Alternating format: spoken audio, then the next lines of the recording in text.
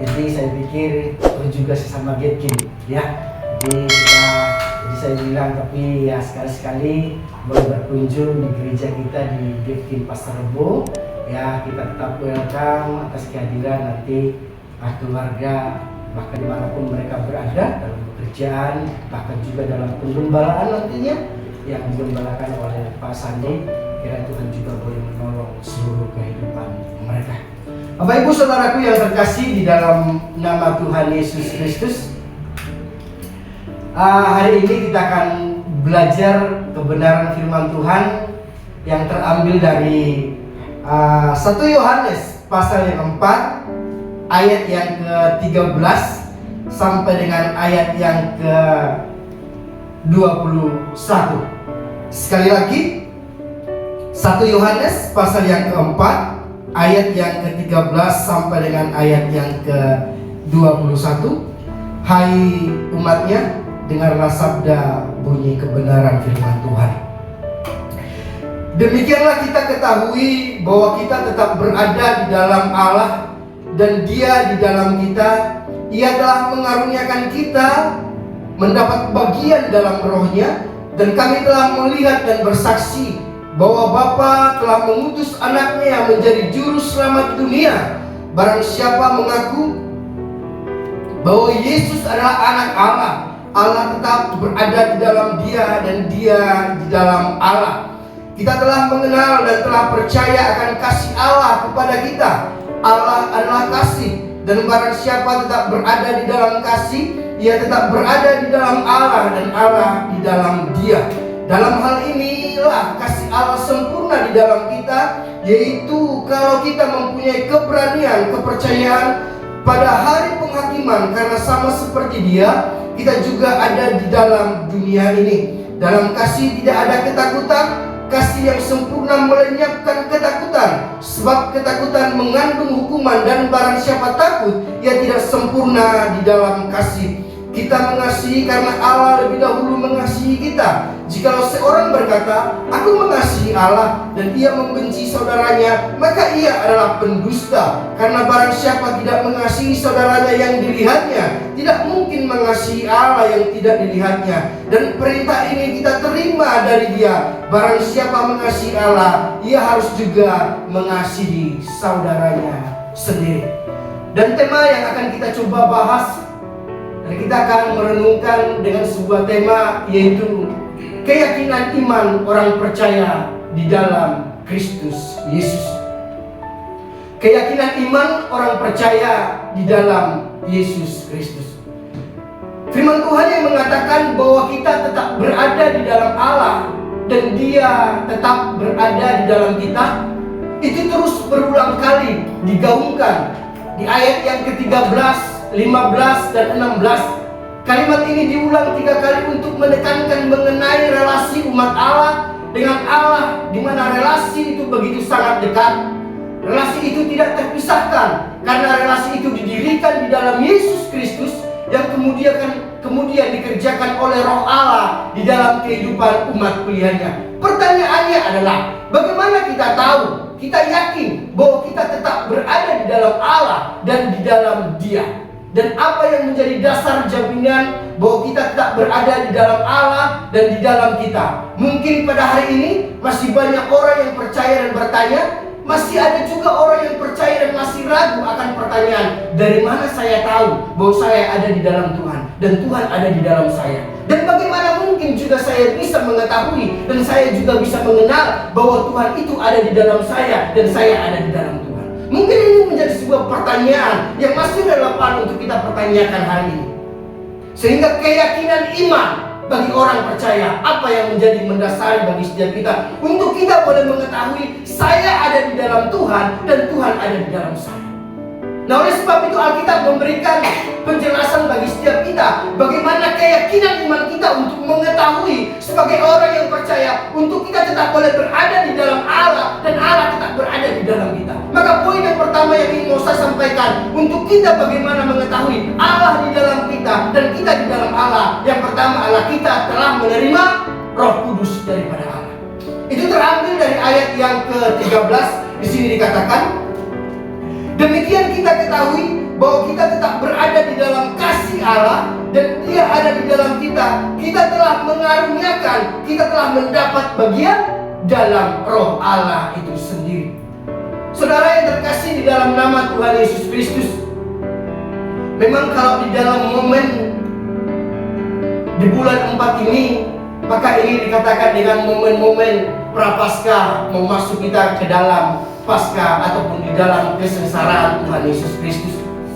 Kalau kita berbicara soal Roh Kudus secara gereja ataupun di dalam aturan gereja, maka mungkin kita akan berbicara setelah Yesus mati dan Dia bangkit dan Dia naik ke surga, maka Dia mengirimkan Roh Kudusnya bagi setiap kita. Tetapi tanpa terlepas daripada itu, setiap kita pasti memerlukan yang namanya Roh Kudus di dalam seluruh kehidupan kita. Oleh sebab itu Bapak Ibu Saudaraku, salah satu yang menjadi sebuah keyakinan, menjadi sebuah dasar bahkan fondasi bagi gereja ataupun bagi umat Tuhan, untuk dia mengetahui bahwa dia sudah ada di dalam Kristus dan Kristus ada di dalam dia, bahwa dia sudah menerima Roh Allah di dalam hidupnya.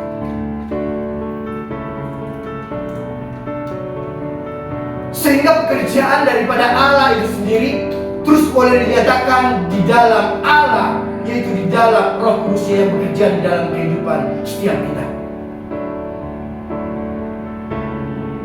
Roh Kudus itu diberikan bagi setiap kita untuk kita boleh mengetahui mana yang menjadi kehendak Allah, mana yang baik, mana yang harus kita lakukan. Dan di dalam Roh Kudus itu maka kita harus bergerak bagaimana kita bisa melihat pekerjaan Allah di dalam seluruh kehidupan kita.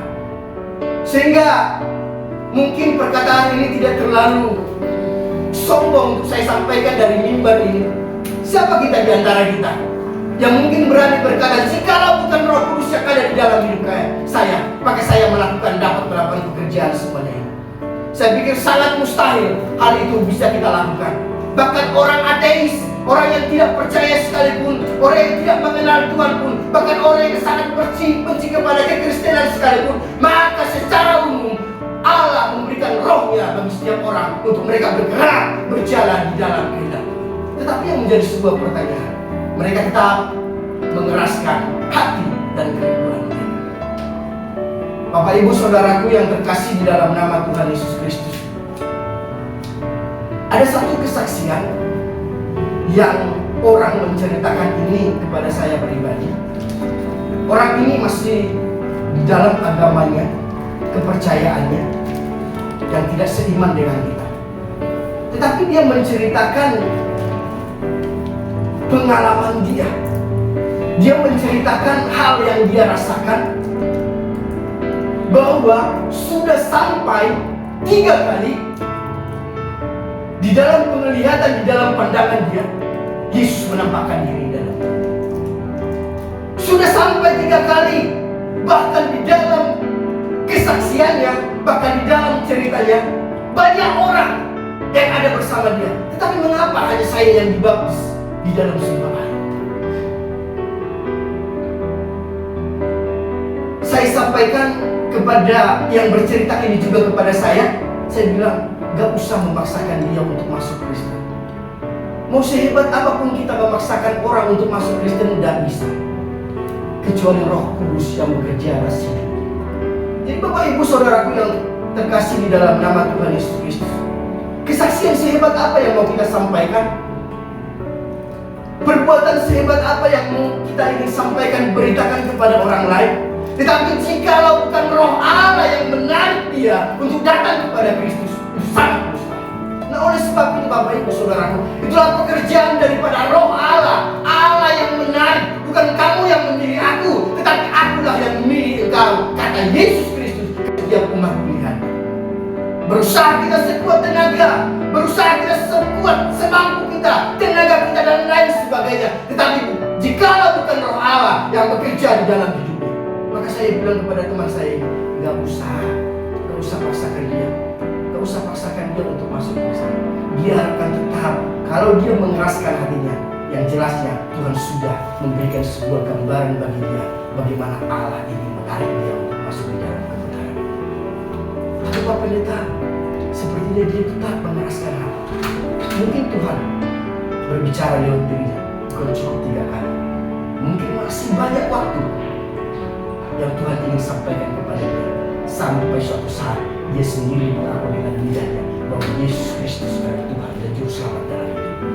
Nah, oleh sebab itu Bapak Ibu Saudaraku, maka saya sangat yakin di dalam Alkitab yang menceritakan ketika ada satu pemilik kebun anggur, itu pergi dan dia melihat ada banyak orang-orang pengangguran. Ada banyak orang-orang pengangguran yang tidak bekerja, maka pemilik kebun anggur itu datang. Ayo, datang ke sini, untuk masuk di dalam kebun anggur saya. Kamu bekerja di sini. Pemilik kebun anggur ini dia keluar lagi dari rumahnya dan dia melihat kira-kira jam 12 masih banyak juga orang yang menganggur. Ayo masuk di sini. Mari bekerja bersama dengan saya. Dan dia keluar lagi. Kira-kira di jam sore dia keluar lagi dan dia memanggil orang-orang, ayo masuk ke sini. Mari sama-sama bekerja dengan saya. Tetapi ketika tiba saatnya, ketika pemilik anggur itu memberikan upah kepada para pekerja-pekerja yang datang di jam 9, yang datang di jam 12, yang datang di jam sore itu tadi, pemilik anggur itu memberikan upah yang sama kepada para pekerja. Pertanyaannya, siapa yang merugi? Yang merugi yang jam 9 dong. Dia sudah bekerja mulai jam 9 sampai sore, masa upahnya sih sama? Ketika yang jam 12 ini datang tapi dengan upah yang sama, mungkin masih dia, oh iya ya, jam 12 ke sore nggak terlalu inilah. Tetapi orang yang sudah bekerja di jam 5, tiba-tiba sebentar lagi sudah mau pulang, tetapi hasilnya sama diberikan oleh tuannya. Yang menjadi sebuah pertanyaan bagi setiap kita. Begitulah cara Allah bekerja di dalam hidup kita. Nggak usah terlalu keras untuk menyampaikan, bahkan untuk menarik orang kepada Kristus itu. Suatu saat dengan cara Allah sendiri, dia Allah yang akan memanggil. Ada yang dipanggil dari jam 9, ada yang dipanggil Allah jam 12, ada yang dipanggil Allah di jam sore nantinya. Bahkan ada yang dipanggil Tuhan saat dia mau sudah meninggalkan dunia ini. Allah berbicara kepada dia untuk menerima Kristus Tuhan dan Juru Selamat. Itulah pekerjaan Allah, Roh Kudus di dalam seluruh kehidupan kita. Allah yang berdaulat, Allah yang bekerja, bahkan Allah yang menyatakan belas kasihannya bagi setiap kita. Oleh sebab itu Bapak Ibu Saudaraku, ketika Roh Allah, Roh Kudus itu diberitakan bagi setiap kita, maka dia akan bekerja, menyampaikan, menyelesaikan tugasnya bagi setiap kita, bahwa dia Allah yang berkuasa atas seluruh hidup kita. Poin yang kedua yang boleh saya sampaikan kepada Bapak Ibu Saudaraku adalah, yaitu kita memiliki kesaksian apostolik ataupun kebenaran firman Tuhan, yang terambil dari ayat yang ke-14 di sini dikatakan, dan kami telah melihat dan bersaksi bahwa Bapa telah mengutus anaknya yang menjadi juru selamat dunia. Sekali lagi, dan kami telah melihat dan bersaksi bahwa Bapa telah mengutus anaknya menjadi juru selamat dunia. Salah satu untuk kita boleh mengetahui bahwa selain daripada Roh Kudus yang diberikan oleh Allah bagi setiap kita, maka poin yang keduanya adalah kesaksian apostolik, kesaksian daripada kebenaran Allah. Itu yang menjadi sebuah keyakinan, keberharapan kita kepada Kristus, bahwa dia ada di dalam kita dan kita ada di dalam Kristus itu sendiri. Nah, oleh sebab itu Bapak Ibu Saudaraku yang terkasih di dalam nama Tuhan Yesus Kristus, Alkitab mengatakan, menjelaskan di dalam kebenaran firman Tuhan ini, Alkitab yang dituliskan, Alkitab yang disampaikan oleh Allah, diilhamkan oleh Roh Kudus bagi setiap kita. Ketika Roh Allah bekerja di dalam hidup kita, maka Roh Allah itu sendiri yang akan memberikan kesaksian bagi kita untuk mempercayai bahwa Alkitab ini adalah benar-benar Alkitab yang hidup, yang kita dapat percaya. Berapa banyak lagi? Mungkin ada banyak orang-orang, bahkan mungkin di luar daripada kekristenan, yang terus menyampaikan, bahkan yang menantang tentang kebenaran atau berisi daripada kebenaran firman Tuhan ini. Mereka selalu mengatakan Alkitab ini, Alkitab orang Kristen itu tidak lagi benar, Alkitab orang Kristen itu tidak asli, itu sudah palsu. Nah, pertanyaannya, kalau memang ini palsu, tunjukkan aslinya. Toh juga mereka tidak bisa menunjukkan mana aslinya. Tapi itu yang menjadi sebuah hal yang terus mereka pertanyakan, pertentangkan. Tetapi kita meyakini bahwa kesaksian Alkitab ini sendiri menjadi sebuah jaminan bagi setiap kita bahwa kita adalah benar ada di dalam Allah itu sendiri. Nah, oleh sebab itu Bapak Ibu Saudaraku yang terkasih di dalam nama Tuhan Yesus Kristus, ketika kita mempercayai Alkitab ini menjadi kebenaran satu-satunya yang valid, Alkitab yang hidup di dalam hidup kita, maka ketika Roh Kudus itu tadi hadir di dalam hidup kita, maka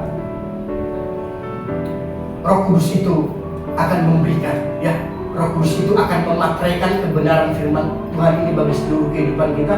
Dan Roh Kudus ini juga akan mengaplikasikan kebenaran firman itu bagi seluruh hidup kita. Dan Roh Kudus itu juga yang akan memberikan pengertian bagi setiap kita bahwa Allah tetap berada di dalam kesaksiannya untuk menyampaikan Allah itu adalah Allah yang hidup. Oleh sebab itu Bapak Ibu Saudaraku yang terkasih di dalam nama Tuhan Yesus Kristus,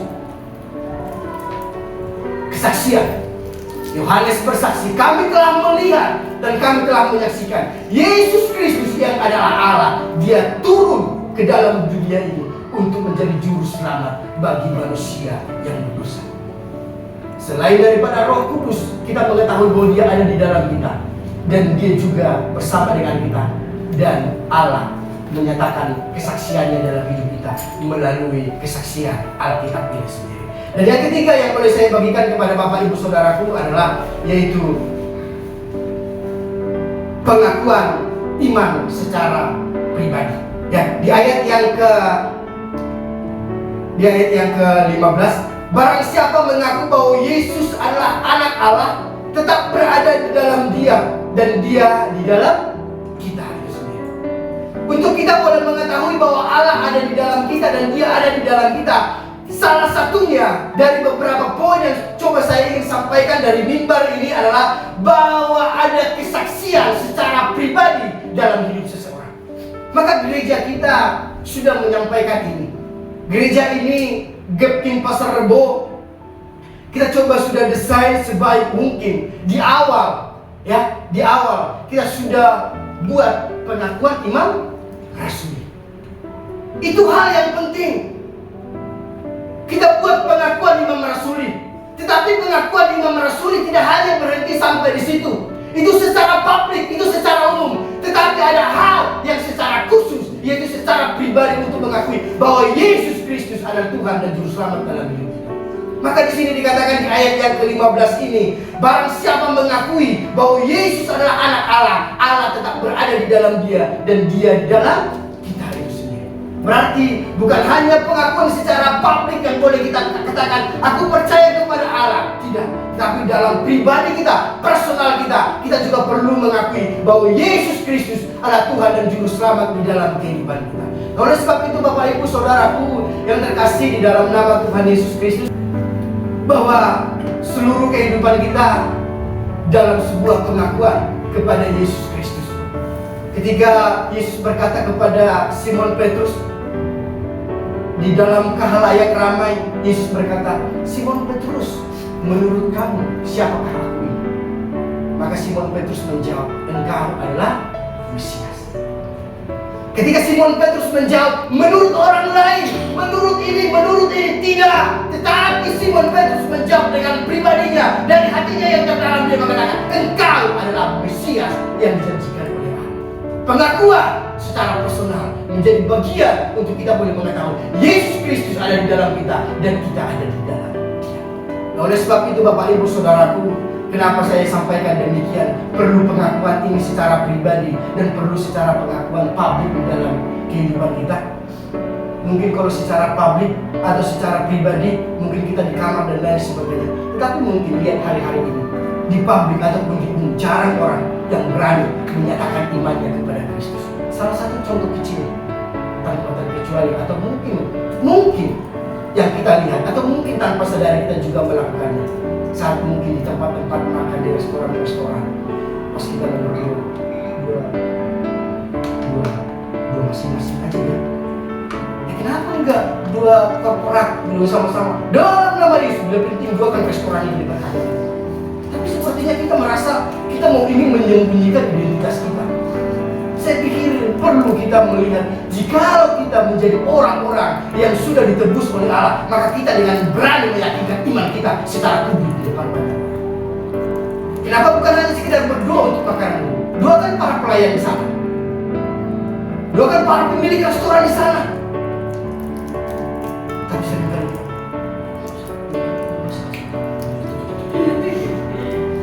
perlu pengakuan secara publik di dalam diri.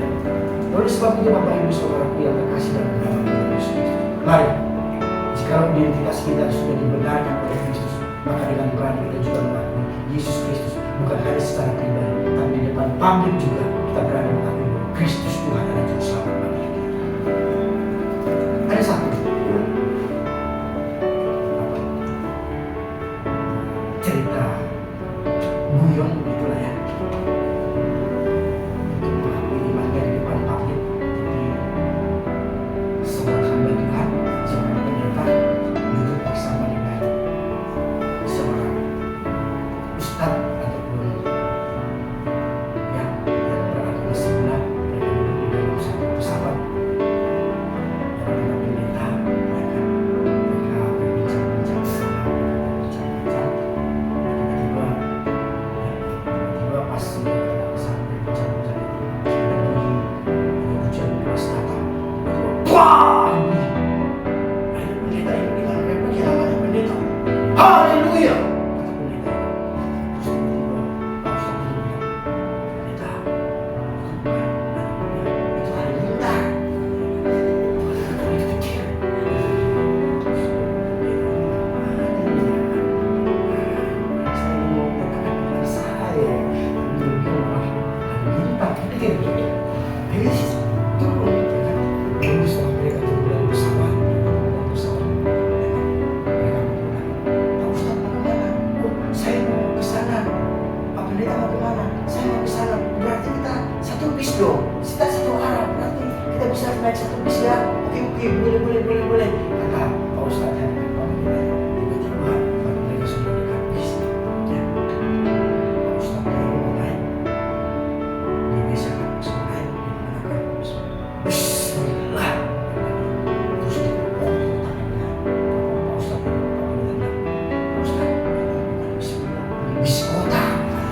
Satu-satu ya. Ini memang ada-ada. Uji-uji kami itu bis kota ya. Itulah. Bapak Ibu Saudara yang terkasih dalam nama Tuhan, terlalu ya, coba lihat, jujur aja kita ingin melihat dari mata kepala kita sendiri. Saat mereka mau duduk, saat mereka ditangkap dan lain sebagainya, mereka sangat getol untuk menyampaikan apa. Di mana-mana. Mengapa kita sepertinya kan? Sepertinya kita ingin menyembunyikan identitas kita. Alkitab mengatakan pengakuan secara publik perlu juga menyatakan bahwa Kristus adalah Tuhan. Darurat nggak harus berkhotbah di angkot. Dalam nama Yesus nggak gitu juga. Tapi kita berani Yesus Kristus adalah Tuhan. Oleh sebab itu Bapak Ibu Saudaraku yang terkasih dalam nama Tuhan Yesus Kristus, dan beberapa poin ini menjadi sebuah renungan bagi setiap kita, bahwa kita mengetahui Yesus Kristus ada di dalam kita dan kita ada di dalam Dia. Itu Roh Kudus dicurahkan bagi setiap kita adalah kesaksian daripada Alkitab yang kita percayai dan kita imani, menjadi sebuah kesaksian apostolik yang hidup, yang diilhamkan oleh Allah kepada para penulis dan juga para pendengarnya. Dan yang terakhir itu tadi, bahwa kita perlu mengakui iman kita di hadapan Tuhan.